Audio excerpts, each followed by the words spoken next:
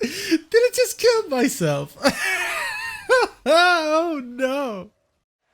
So this all started way back when I did the Tenet Agendas quick look, where I said that, this weapon would be great if you could do like a medium attack build of sorts, sort of a hybrid between a light and heavy attack build, but you can't. Which is just not true, and I got schooled in the comments, and rightfully so, I might add, because you can very much do that, because combo efficiency is a thing. You can put on combo efficiency so that when you do a heavy attack, you don't consume your entire combo at once. Even better than that, the Zenuric Focus School has a node that gives you passive 60% combo efficiency, so you only consume 40% of your combo to begin with if you're running the Zenuric Focus School and you have that node. However, I didn't really do anything with it until now, and this is because of a discovery that we made on a stream that I did on a Saturday. I started off by streaming some Dirt Rally 2.0, did a bit of rallying there, and then I jumped into Warframe to farm some hollow keys to get a new Tenet weapon from Ergo Glast.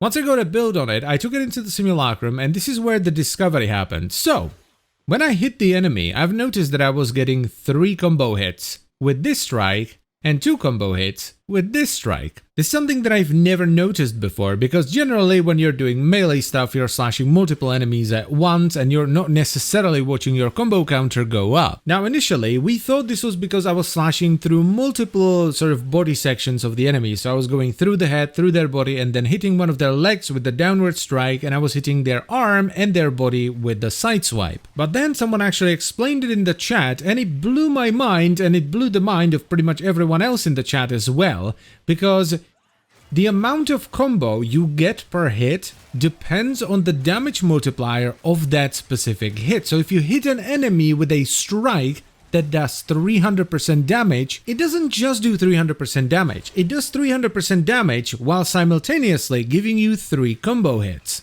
This is very spicy information, and it also kind of explains why certain weapons just seem to build combo much faster than others. It actually makes an awful lot of sense. Now with this in mind, I ventured forth into the land of Wikipedias to try and figure out which stance would theoretically have the highest combo generation, and because the stance Wikipedia is absolutely fantastic, it was very straightforward. On the very left, we can see the name of the combo as well as a short description on how to do it, so while moving, while blocking, that kind of stuff. Next to that, we have a breakdown of the combo showing you all the different hits with multi-hits, multipliers, force procs, and all that kind of stuff. And then next to that, we have the average damage multiplier per second. This is what we want to focus on. You can also see the base length of the combo right next to that, which I assume is based on a weapon that would have an attack speed of 1, and then to the very right, you can see a short gif with the animation of the combo. Now all in all, I found 4 combos that have ludicrously high average damage multiplier per second. The first one is on High Noon and it's Tomahawk Double Tap with 857.1. The second one is on Sovereign Outcast, which is Rogue Edict, the basic button mash combo, which is at 859.6. The third one comes from Final Harbinger and it's the basic button mash combo Null Warning. This one is at 885.2. And finally we have the East to West combo, which is the basic button mash on Crossing Snakes, and this one has the average damage multiplier of 888.9%. However, the average damage multiplier per second isn't good enough on its own. You also have to bear in mind what kind of weapons you're going to be using, what the combo you're going to be using actually does, but also, very importantly,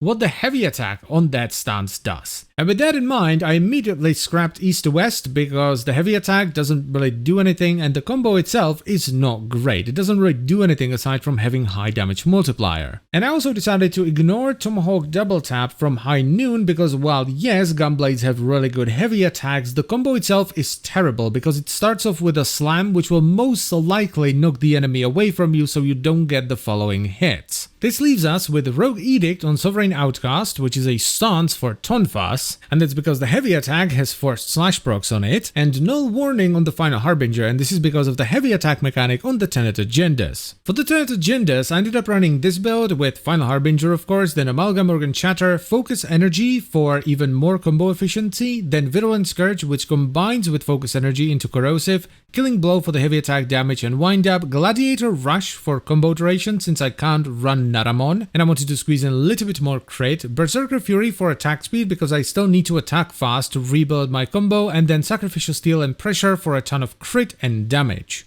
So here's what that looks like in the simulacrum.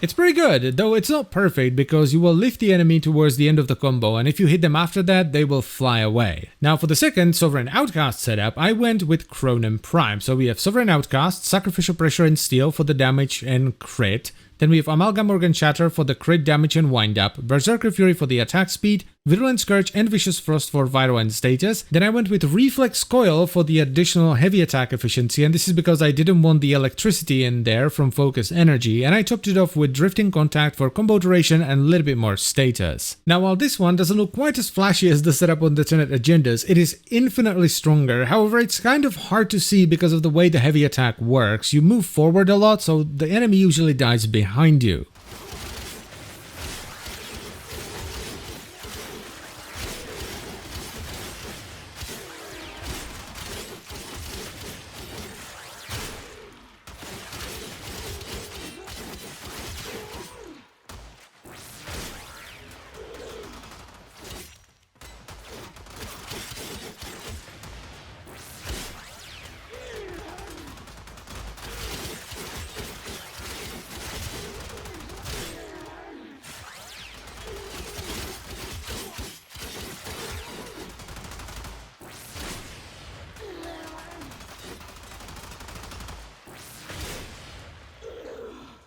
The best I was able to get out of this during actual combat in the simulacrum without trying to set it up too much was when I was running my Moa companion as well, that's running Hellstrom with Viral on it, and it was a slash proc that did 250,000 damage per tick. That's a slash proc that will kind of one-shot an Acolyte. It won't actually one-shot it, but if you proc it on an Acolyte, the Acolyte will die from the bleeding. So yeah, there you go. This is a fun little thing you can do. Just remember to run the Xenoric Focus School and make sure you have the combo efficiency from that. Otherwise, you're going to consume too much combo with every heavy attack, and it's going to take you too long to build it back up. And that's pretty much it for the video. So I thank you very much for watching. As always, guys, I hope you've enjoyed it and found it helpful, and I'll see you next time. Bye-bye.